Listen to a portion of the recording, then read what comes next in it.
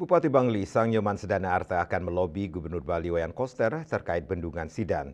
Bendungan Sidan memanfaatkan air permukaan Bangli yang diperuntukkan bagi 4 kabupaten kota. Namun Bangli tidak memperoleh hasilnya. Demikian diungkapkan Bupati Bangli, Sang Nyoman Sedana Arta.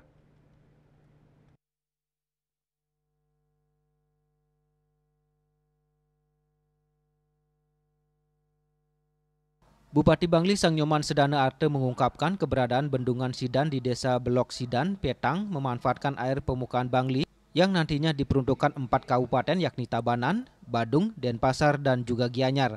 Terkait hal ini, Bupati Sedana Arte dan jajaran DPRD Bangli akan melobi, koordinasi dan komunikasi dengan Gubernur Bali Wayan Koster selaku pengelola air permukaan lintas kabupaten, agar Bangli juga memperoleh manfaat dari keberadaan Bendungan Sidan ini. Atasan terkait dengan keberadaan Bendungan Belok Sidan, yang mana 100% bahan atau air baku itu berasal dari air permukaan Kabupaten Bangli.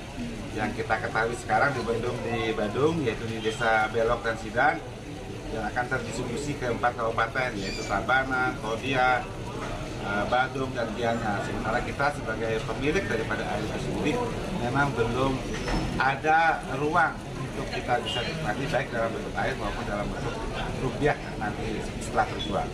Saya bersama jajaran DPRD akan terus melakukan lobby dan koordinasi baik itu dengan Bapak Gubernur selaku pengelola nantinya air permukaan yang lintas kabupaten ataupun dengan balai. Bahkan kalau perlu saya akan minta jadwal untuk bertemu dengan Bapak Menteri PU di pusat. Bendungan Sidan ini menelan anggaran 1,5 triliun rupiah yang bersumber dari APBN. Kapasitas daya tampung air sebanyak 5,8 juta meter kubik dengan luas genangan 39 hektar. Proyek bendungan yang terletak di perbatasan 3 kabupaten yakni Gianyar, Badung, dan Bangli ini diproyeksi akan menyediakan air baku 1.750 liter per detik. Dapat juga mereduksi banjir 108 hektar di kawasan Denpasar Timur dan Denpasar Utara.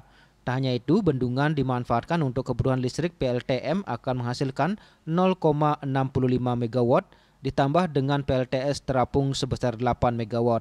Agus Sudiatmike, Bali TV.